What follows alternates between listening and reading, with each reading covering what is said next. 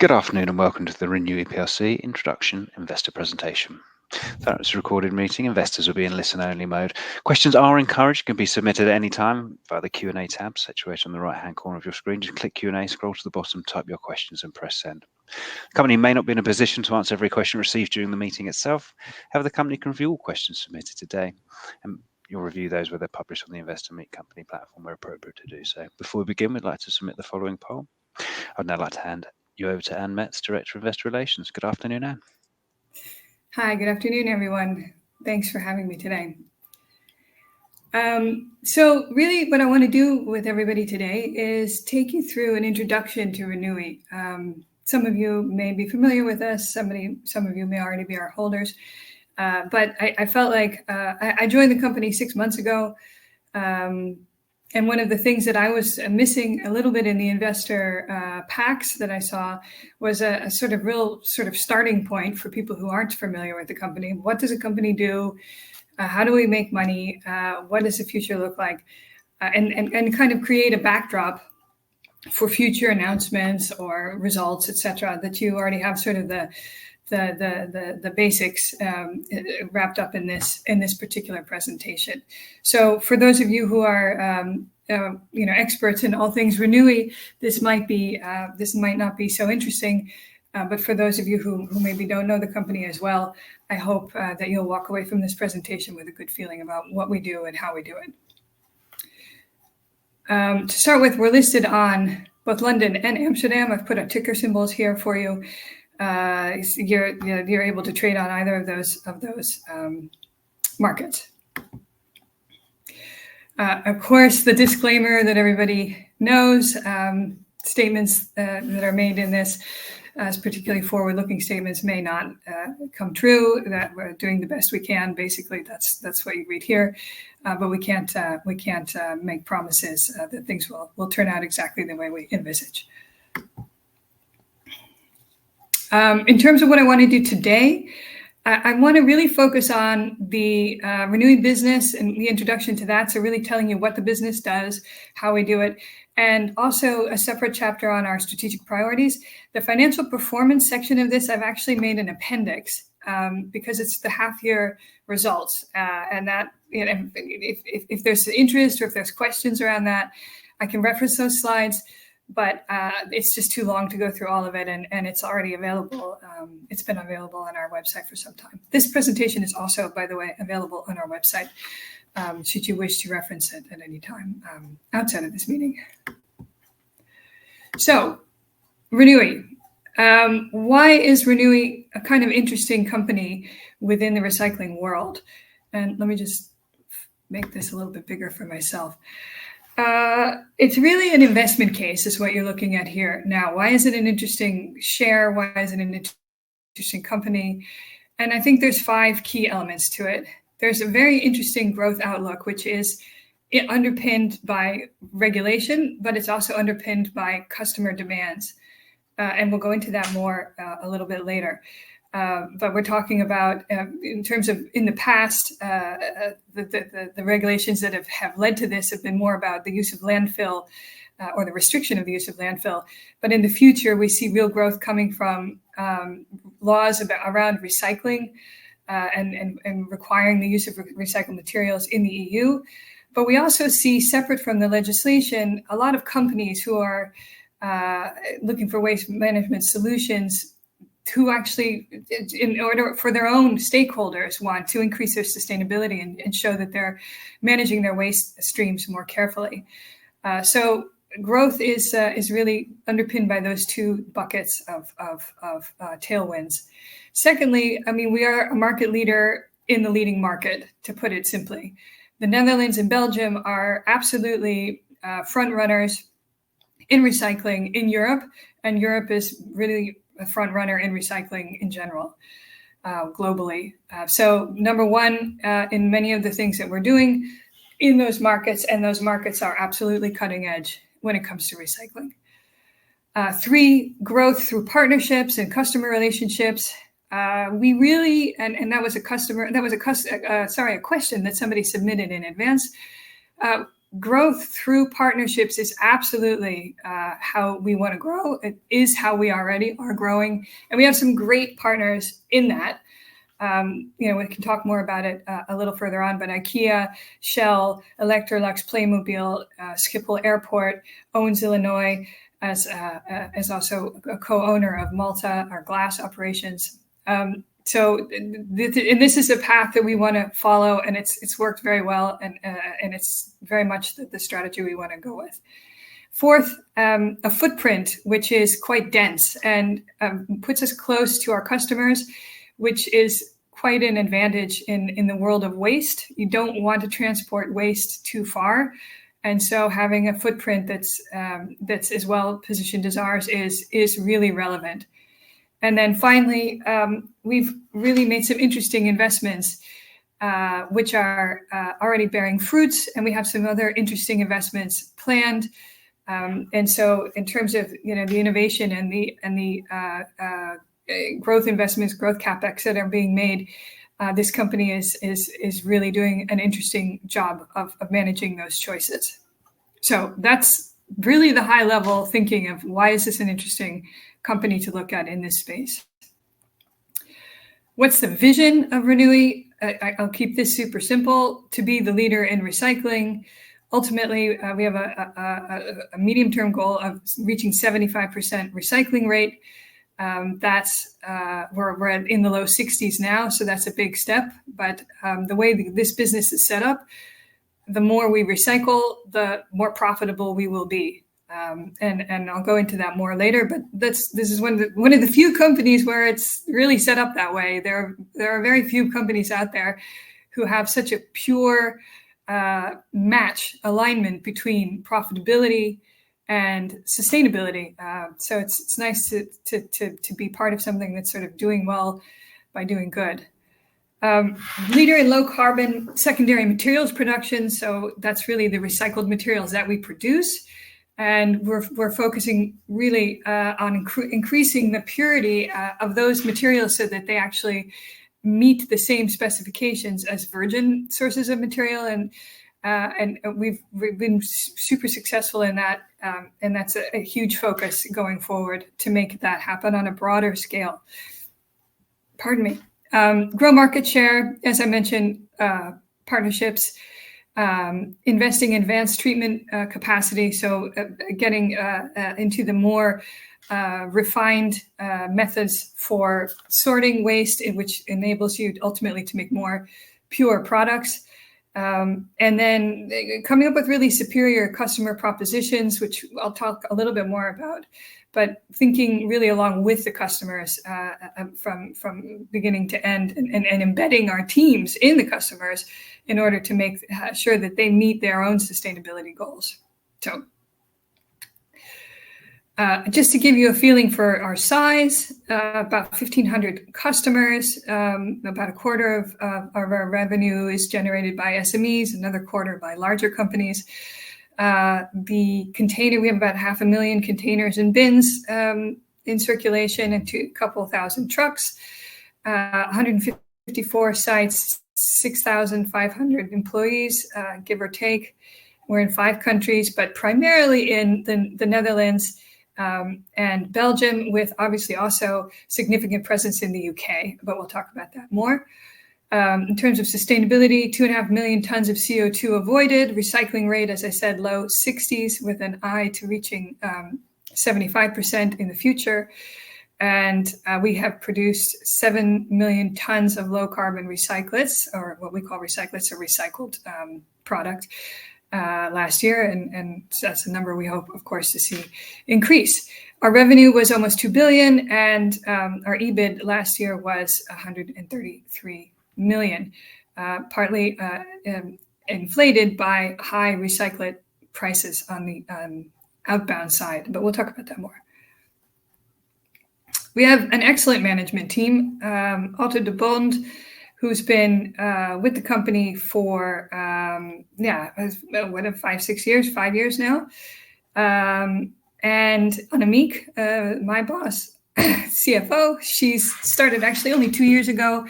Her roles before this were very much, she was CFO of two other companies, one of which was listed, and very much focused on turnarounds in both of those companies, and has a great track record in achieving that. The two of them together are a great team, and they're supported by this team that you see of our managing directors who are running the businesses on the ground. And they are running these divisions. So here you see commercial waste, minerals and water, and specialities. Commercial waste is our largest business. I'll show you a pie chart of how revenues are split by these in a moment. We do industrial and commercial waste in the Netherlands and Belgium with this team. We do basically mixed waste and monostreams. What monostreams means is that the waste is separated by material at the site. So, rubble goes in one place and wood goes into another bin and glass goes into another bin. So we do both mixed and monostreams. Monostreams are certainly more attractive from a yield point of view, but mixed waste also works well and is a big portion of what we do. Minerals and water is actually where I am right now. I'm at ATM in Moerdijk, which is near Rotterdam. This part of the business is focused on cleaning contaminated soil and contaminated water. So let's say water that's been used in or come out of an industrial process from something Shell's refinery produced and has contaminants in it, are brought by trucks to this location or one of our other ATM locations. And there's a whole process for cleaning that water and bringing it back to drink water cleanliness. And the same holds for asphalt and contaminated soil. So when roads are dug up and a new road is being built, and everything that's sort of scraped off, all of the old asphalt is brought here. And there's a huge pile of it to my left. And then that goes into various machines and ends up being divided into gravel, sand, and filler. And those are then sold on to the construction industry, primarily for cement. We also do packed chemical waste processing here as well, and cleaning of bottom ash and contaminated water I mentioned. And then the third division, specialities. Malta Glass is our glass, is actually on a European level quite an important glass recycler. We also have Coolrec. I was there last week. They do primarily refrigerators, but also other household appliances. And they also have they do larger and smaller household appliance recycling. Out of Coolrec, we have some extremely pure plastic coming that's recovered from the inside lining of refrigerators and is of such a quality that it can be used in refrigerators, in new refrigerators, but also in toys.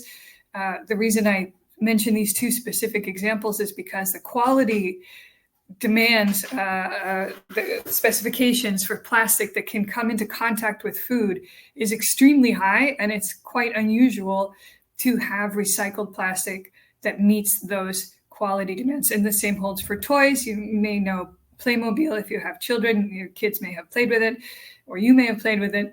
A lot of kids put Playmobil in their mouth, and it has to be very pure plastic to be able to be used in toys like that. UK Municipal, of course, an important part of the business and a part we have now put under strategic review. UK Municipal is a series of 5 contracts that we concluded in the, I think in the 90s even, or maybe in the 2000s, in a public-private initiative program where private companies could bid for public works. Essentially, to make a long story short, that is household waste. It's the only part of the business that does black bag waste. And those are municipal contracts. Of those contracts, and then I'll immediately answer someone's question who asked that prior to the meeting. Of those contracts, the 5 contracts, 3 are unprofitable, and the other 2 are modestly profitable. They're not very profitable, let's put it that way. But the other 3 are unprofitable and run until, some of them as long as 2037. This has been a big cash drain for us, and that is why that this part of the business, together with the fact that it's more household waste and it's the only area that we do household waste, has led us to put this business under strategic review. I'll talk about that more. Financial contribution. So I showed you the different divisions. You see here the commercial waste out of our revenue. I purposely didn't put exact numbers on here, but just to give you a feeling, you can look up the details if you want in our annual report. But it's really about commercial waste in terms of both revenue and underlying EBIT. Minerals and water, significant portion of our revenue last year. Minimal EBIT. It was basically break even or even slight loss. I don't have the numbers in front of me, but you can see from this chart that it was almost nothing. But that's a really interesting part of the equity story going forward, because a huge turnaround has been achieved at this, and I'm actually there now at this in this section of the business. And we expect this part of the business to be profitable going forward and quite a significant contributor to EBIT. Specialities has made a nice contribution last year, and remains an important source of growth for the company. So how does this business work? One would think it's pretty straightforward, but there is some confusion. So let me actually just walk you through it. Let me just take a sip of my tea. Okay, so you have product design, and the producer, somebody designs a product with or without recycled materials in it. That is produced and bought by a consumer. The consumer consumes it and then dispose of it after use. That's where our inbound customers come into the picture. We have inbound and outbound revenues. I'll show you the split shortly. The inbound revenues come from collecting waste. You see here a bin, and our activities in this sort of wheel that you're looking at are where you see the green pie slices at the bottom. So we collect the waste, we bring it to our own processing plants, where, depending on what it is, it's processed into materials which we recycle. We, as I say, we are able to recycle about 64%. There is a residual amount of the waste that we cannot recycle, and that we have incinerated by third parties. So you see here a brown line going to a red flame. That's the residual waste that we give to third parties. We pay them to incinerate it. That means, as I mentioned before, it's really in our own interest to increase the rate of recycling, to increase the amount of recycled material we can recover from waste, and reduce the amount that is sent to incineration. It says incineration or landfill. Landfill is very restricted for a number of reasons. So it's primarily incineration. Pardon me. We produce, then you see this sort of pile of white stuff. That's supposed to be our plastic, recycled plastic, but it could also be glass cullet or whatever. Most of the stuff we produce kind of makes a pile like that. And is shipped in a bag or by the truckload into the new owner. Who buys our recyclates? It depends on, and we'll go into what kind of customers we have shortly. But outbound customers, what we call outbound revenues, are those who buy the recycled products for use in their product design, their newly designed product, which may be the construction industry, maybe the manufacturing industry, it may be the glass industry, etc. How do you make money with this business? There are really 4 ways to do it. You capture more waste volumes. The amount of waste is fairly stable or even somewhat declining in the markets that we're active in as people become more aware of waste and try to reduce it. But obviously, we're not capturing all of the waste. We have about a 20% market share. Or 20 to 30, depending on which market you're talking about. So there's plenty more that we could be capture more waste volumes. Of the volumes that we have, recycle a higher percent is another way to make money. Improve the quality of the products that we make. the circular materials or the secondary materials.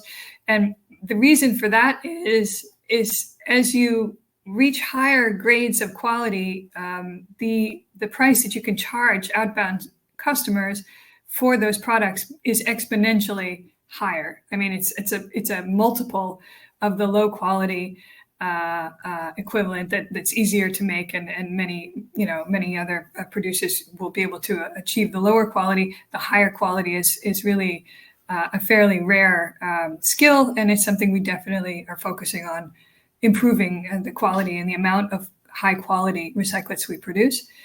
And then finally, optimizing the utilization of the assets that we have, the containers, the fleet, and the sites. And all of those four things together, any improvement in any of those will result in improved profitability. I talked a little bit about it. Really, the way you process has a direct impact on the quality of what you're producing. We've invested in some advanced sorting lines, which allow us to make more pure sorted materials. So keeping plastics together with other types of plastics that are most like them, etc. And you see here some examples of some of the things that we make. So glass cullets is basically chipped pieces of glass in the chipped form, which can then be melted down. Plastics and forced sand, that's the sand that I'm actually looking at as we speak. It's a giant mountain in front of me. And that's sand that's used in the construction industry for manufacturing of concrete. Bio-LNG and green gas is from our organics plants. We have one in Amsterdam, but we have a few more. Paper bales and chemical recycling, and you see here, and that chemical recycling is often fuel that's being recovered from tanks and then can be used, and in fact, to replace fuel for our own operations, so we don't have to buy it on the third. We use recycled fuel for ATM, the operation where I am now. Manufacturing, to how do we collect them via various ways. So we don't always have to be the one collecting. And we're happy actually to go with a second party to do our collection if they can do it more cheaply. The real added value is in the sorting and the treatment. So the top layer on this slide is what it's about. The second is we need to make sure it happens efficiently and effectively, and that's either through us or through others. What are those macro trends I was talking about when I talked about the investment case? Really, and I changed the slide a little bit.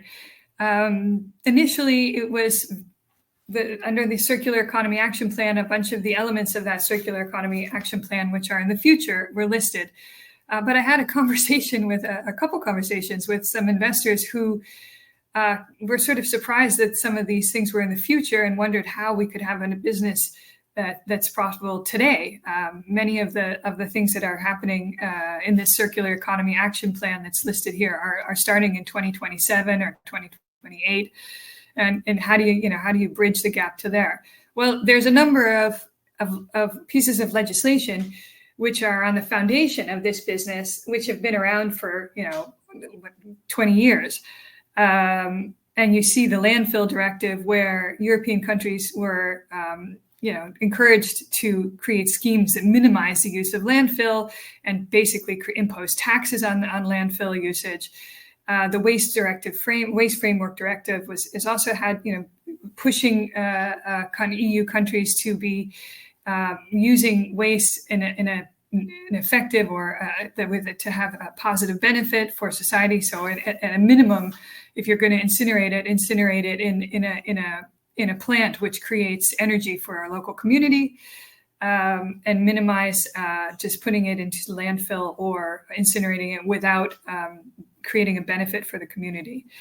Packaging Waste Directive goes all the way back to 1994, but there's new versions that have been approved, new elements to this, which are now requiring recycled content, and those will be effective as of 2027. And the Eco Design Directive, which imposes minimums on how much recycled content you can have, and also the traceability, are also coming into effect, but they are based in a law that already exists. the greenhouse gas protocol, that's really more about our customers who are reporting and increasingly trying to get their own sustainability metrics in order, and their focus on ESG. And in order to do that, they need to look at all aspects of their business, including their waste management. And we can help them to do that, not only in how to structure that and that we can help them actually execute it, but also how to report on it, and how having waste managed in the right way can reduce their scope 1, scope 2, and scope 3. And we literally can give them the data in order to make those reports. And then we see finally, maybe the least important right now, but it's certainly a trend we see, that consumers really want to engage with sustainable businesses. And so that is a sort of secondary driver behind the market demand that we see. Going back to this discussion of landfill and incineration, just to sort of put things in perspective, and it also shows a little bit why the United Kingdom is somewhat different in the operations to the Netherlands and Belgium. You see here in the US that quite a large amount of the dark blue line on the bottom of each of these sections, that's landfill. So in the US, there's quite a bit of use of landfill still today, and then incineration without energy recovery. Whereas in the United Kingdom, you see some significant use of landfill and incineration, but a good amount of recycling as well. But the use of landfill is really markedly different than in the Netherlands and Belgium, where it's been really brought down to a minimal level. And you see primarily incineration with recovery, energy recovery, and recycling as absolutely leading in terms of how waste is managed. And I think, looking at this basis for the business, these tendencies are going to, or let's say that the economic drivers that have been put in place to make this happen are going to be more extreme as time passes. So we're seeing landfill taxes and incineration taxes increase year by year. The incineration taxes went up, I think, €5 in the Netherlands in January 1st. And incineration units are also going to be included in the energy trading system, the ETS, which will also have make it a less attractive option. And so that essentially, leaving aside the recycling and recycled content, the other alternatives are being made more expensive. That's the point of this. And then on top of that, you have the tailwinds that recycling itself has. So what do our competitors do, and how do we fit into the competitive landscape? Well, you see the same diagram, essentially. Our competitors are either quite large peers like Veolia and Suez and some of the large multinationals who are across a broad range of activities, but almost always have their own incinerators. We're somewhat exceptional in not having incineration. And that means that those incinerators have to run at capacity. So you do have a different business dynamic. If you have an incinerator, you need to make sure that you're putting as much as it can take continually. You can't turn it on and off. That means that you may not always have incentive to recycle as much as you can and only incinerate the remainder. You may actually have the opposite incentive, which is to make sure your incinerator is running full capacity, and whatever is left over, you have an incentive to recycle. It's a slight difference, but it does make a big difference in where you put your money and how you're thinking about innovation. We think it's makes us unique, and we like the way it incentivizes us. The smaller competitors who we also see tend to be small operations with just a few trucks. Often it's collectors, and they'll have a local coverage. And in fact, we work with them quite a lot if it's if they can do collection more cheaply than we can, or if they have particularly dense routes that we don't have enough customers on to make them profitable for us, we'll work with these competitors, and they'll do the collection for us, bring them to our processing facilities.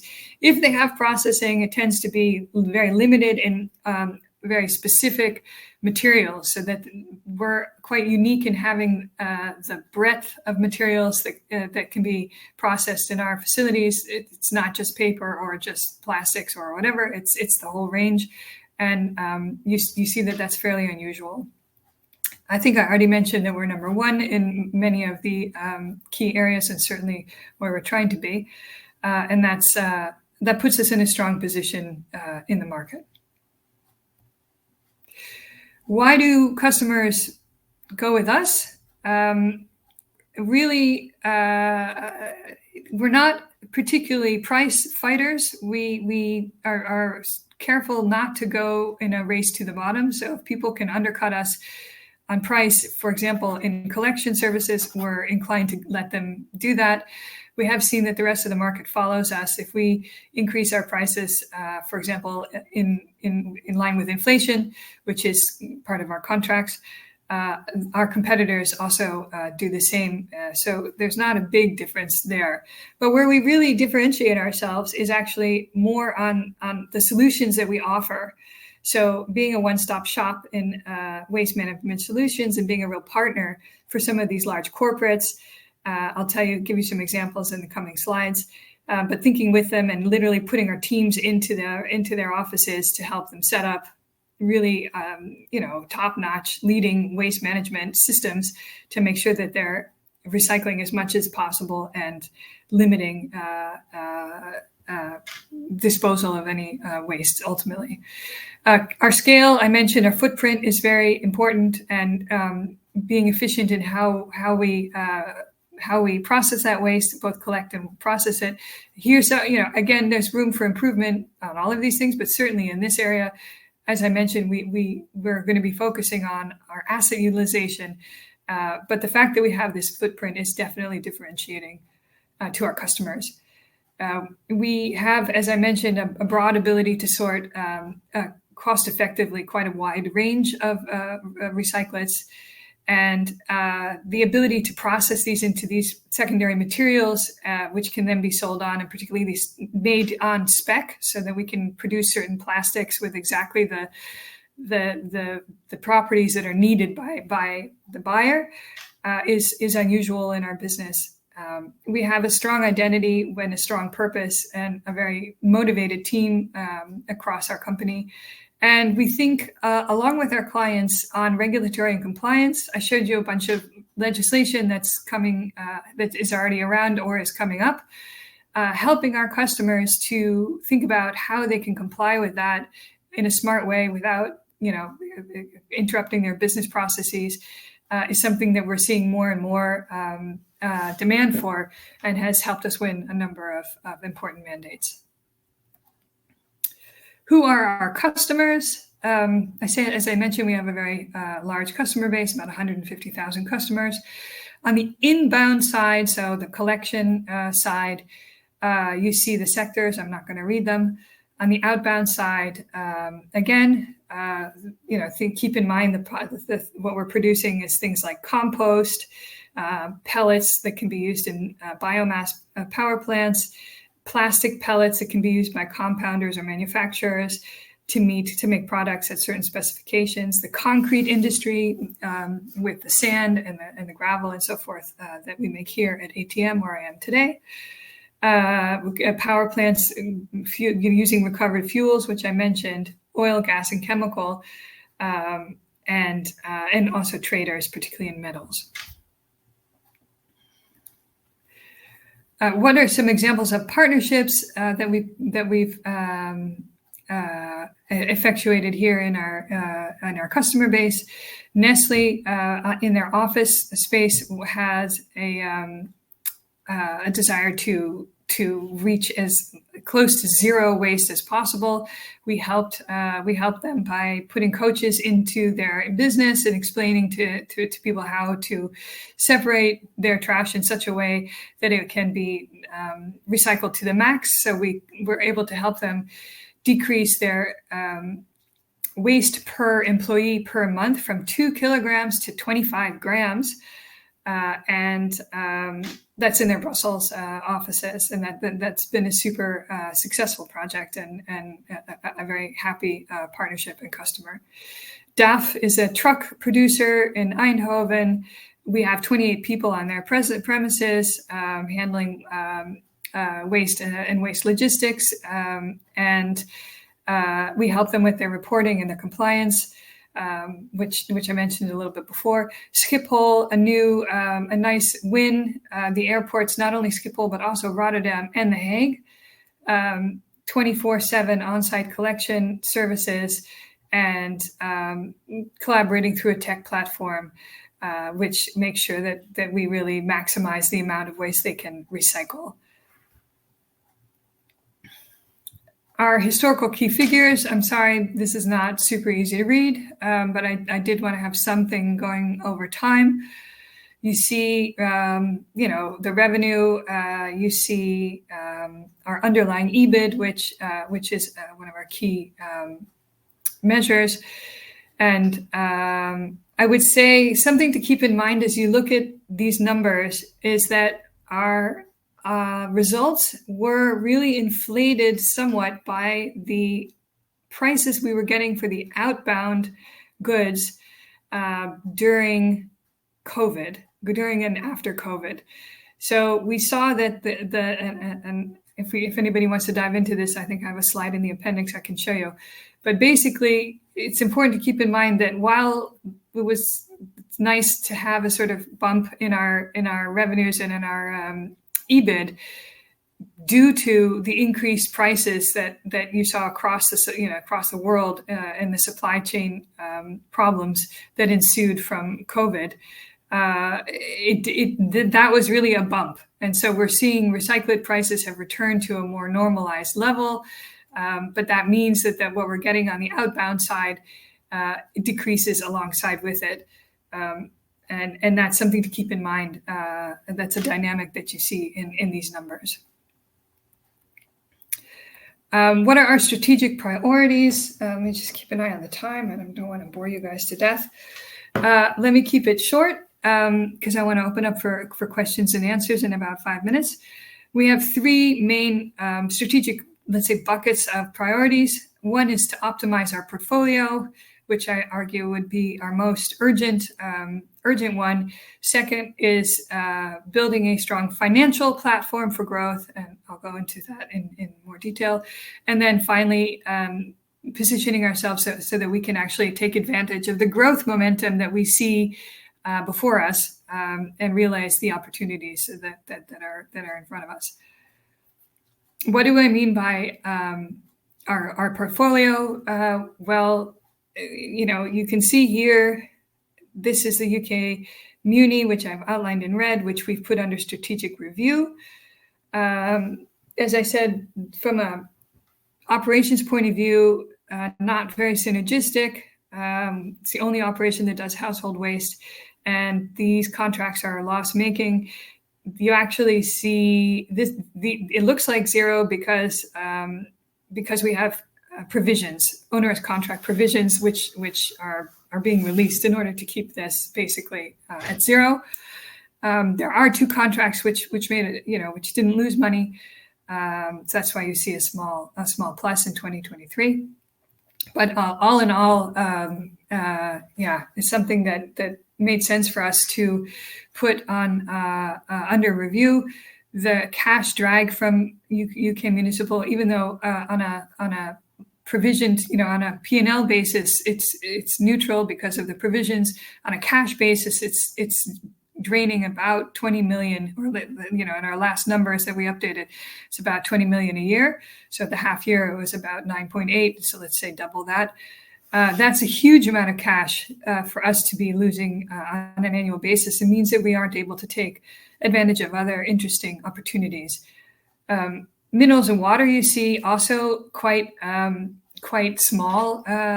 This is following the turnaround that had the company basically reworked the lines, the whole system that was existing before that. So I think until 2018, the basically treated soil was being sold, and that was a product that was being sold throughout the Netherlands. There were some problems with that, and they decided to move to a new product, which is taking the asphalt and contaminated soil and splitting it into gravel, sand, and filler. Those products were then to be sold into the cement industry. It did take a little longer than expected. And it's really been about 6 years, this whole turnaround. But now it is, it's all happening the way it should happen. And, as we said in our Q3 trading update, it's on track. And we feel like we've sort of turned the corner with minerals and water. Here, I had it on this slide. You see where we think we're going to be able to go with minerals and water now that the major problems have been resolved. Let me move on. I talked you through this, but here it is on the slide. And then, once we kind of sort out those two areas which have been problematic, there's of course the actual core business, which is the commercial waste business. And as I mentioned, both Belgium and the Netherlands are quite advanced in their markets. And we are already the number one in both countries. I think what we're really trying to do here is focus on certain segments, which will be more interesting from a materials point of view, and also look at this one-stop shop concept, which we're marketing quite successfully to organizations who want a complete solution. There's a little more on here, but you get the idea. The second bucket of improvements is really about improving our financial profile. Here is a margin bridge, which shows how we hope to get to high single-digit margin in the medium term. You see that we expect the recyclates prices to go down. That light blue small rectangle is we expect it to go down, so that waterfall goes down to a rebased full year 2023. And then where we expect to see the improvements is really with our digital core, which were a digitization project that we have launched and should create significant efficiencies within the company. The UK Muni strategic review solved, and then improving our recycling rate and growth, getting us to high single digit margin in a 3 to 5 year period. Second part of that financial robustness that we're trying to achieve is free cash flow. We want to get to a 40% cash conversion also over the medium term. There are a number of items, including UK Muni, but also including some of the soil that's still the inventory of soil that I'm looking at as we speak. There are a couple of these issues which need to be solved and are being solved. That's the legacy outflow. There has been in the past quite a number of exceptional charges. Our new CFO is very anti-exceptionals. She wants everything to be in the normal profit, and she thinks that's a more disciplined way of working. And so far, so good. And then lower CapEx and leases. Really, and there was a question about this. I can't give you a target replacement CapEx, but I can say that we think that the asset base could probably be more efficiently structured, perhaps with a hub and spoke or other structure that has not yet really been examined. So there's 154 sites and really more historical growth and organic legacy than that there's somebody thought about it and said this is the right way to manage these assets, and this is the most efficient thing to do. That process has begun, but there again we expect to be able to save some cash. and get to a 4 times improvement in our cash conversion ratio, which will give us a lot more cash to invest in stuff in the future, and to improve our shareholder returns. So you see here how we intend to do that. Really higher ROCE, return on capital employed, target above 15%. We have investment projects subjected now to a hurdle of 16% internally. We basically, through a combination of site rationalization and fleet and asset utilization improvements, together with the UK Muni solution, lowering our SG&A through that digital project, increasing recycling rates, and also the Simplify program, where we are taking out some redundant seats on the SG&A side, should lead to these better returns. And ultimately, how does that translate, or what does that mean for how we look at our shareholders? We've reinstated an ordinary dividend, saying that we will pay a dividend this year. We will be investing about 30% of the free cash flow into innovative projects, growth projects. And ultimately, further down the road, we'll look at accretive bolt-on acquisitions. If we see that there's excess capital beyond the near-term requirements, we'll look at other ways of giving returns to shareholders, primarily in the form of dividends. We do want to keep a conservative balance sheet, and we're looking to keep leverage under control at around 2.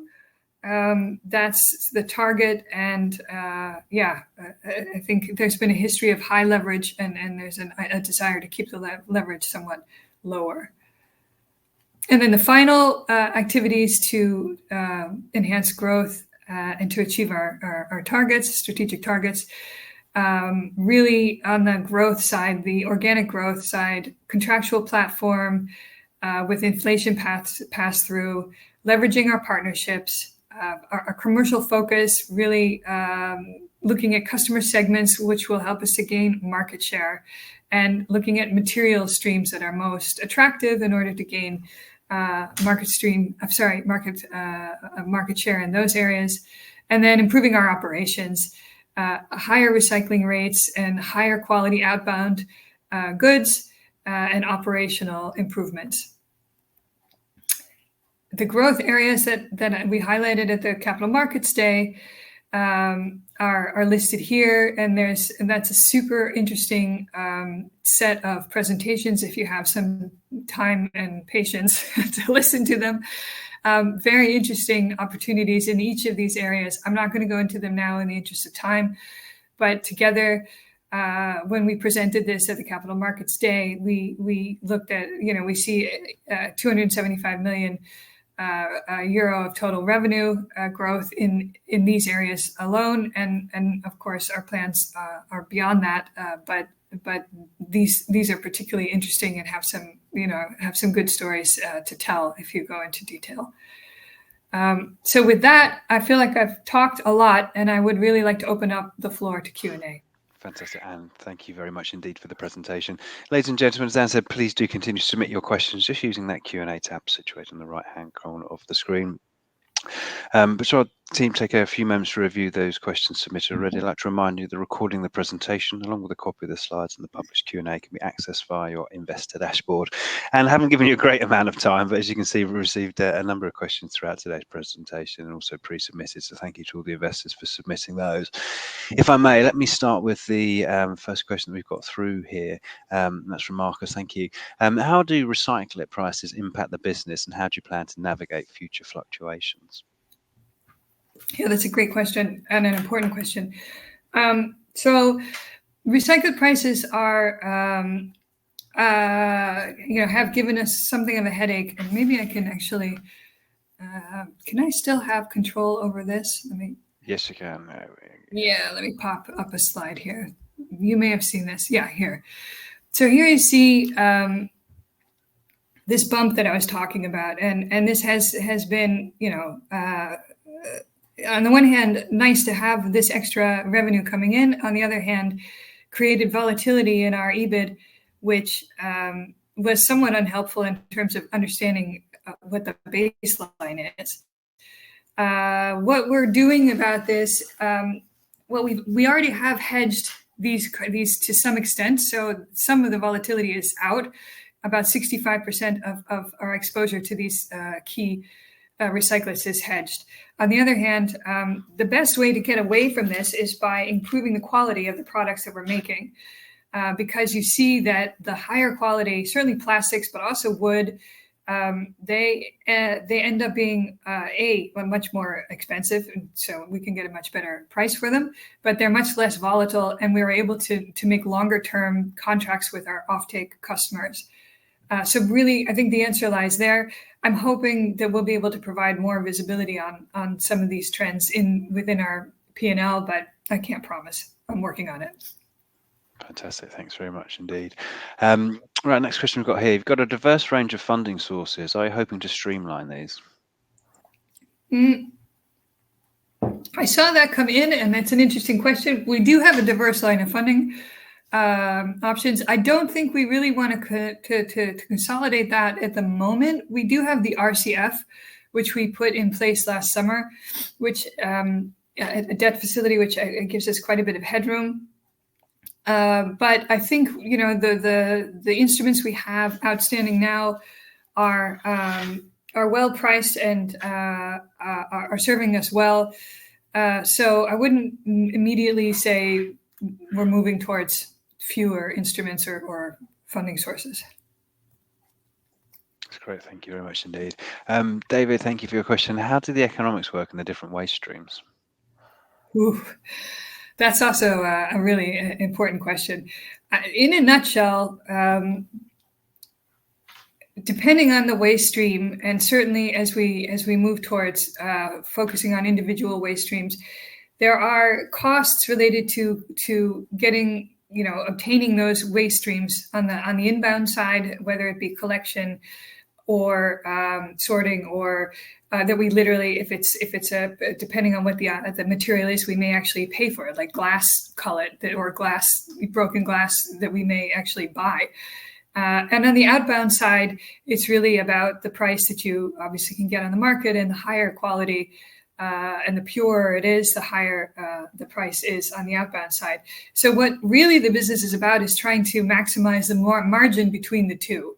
That's what it comes down to. So a cost, for example, in our commercial waste streams where we have, for example, construction waste coming in, rubble, for example, is incineration. So if we have to incinerate a lot of waste because it's all mixed and we can't actually recycle it because it's coming in a form that doesn't make it easy to recycle, then that's a huge cost. That means our margin goes down. If we can minimize the incineration and we can recycle more, then you see that margin broadens and we make more money. That's the best answer I can give you on that. That's great. I know it's a complex one because there's too many variables in there. Another one from David. Thank you. How labour intensive is the processing?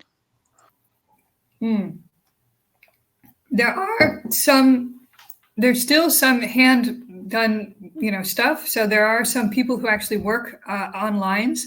I would say maybe like 5 or 10 in a major facility. There's some things that we haven't been able to create or find, let's say lasers or optical sorting machines that actually are able to distinguish between certain sort of very subtle variables, particularly on the plastic side.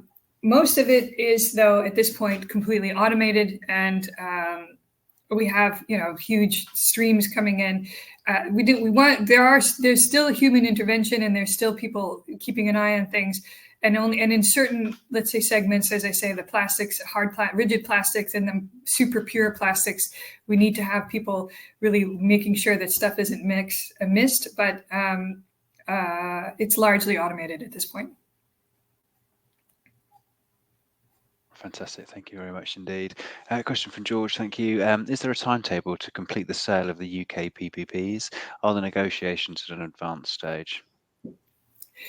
I can't comment on that at all, unfortunately. We made a statement, I think back in November, that we would come with an announcement by end of June, and we haven't said anything other than that. So that still stands. And other than that, I'm afraid I can't go into it. Fantastic. Thank you, Toby. Thank you for your question. Does the company have targets for its inbound, outbound revenue split on, say, 5 and 10 year bases? 5 and 10 years is pretty far. I don't know that myself. There is certainly inherent in the goal of increasing the quality of the outbound products, an implicit goal that internally that is increasing the outbound revenues. Yes, clearly. Fantastic. And I think you've covered off those questions you can from investors. We are just coming up to time. So perhaps if I could just ask you just for a few closing comments. And of course, any further questions that do come through, the team will be able to review those and will publish responses where appropriate to do so on the Investor Meet Company platform. Okay, great. Well, I found it super exciting to be able to reach out to retail investors and other investors who might not always be on our radar. I really appreciate the opportunity to speak here today, and I hope I provided a little bit of an overview of what we do, and that it wasn't too boring. And if you do have any questions, please reach out to me or Charlie, who works on the IR side with me. On the website, you'll find our investor relations at renewi.com email address. Don't ever hesitate. And if you have additional questions, also via the platform, they will reach us. So please do reach out. And I hope we've been able to share some insights about Renewi that you didn't have before this meeting.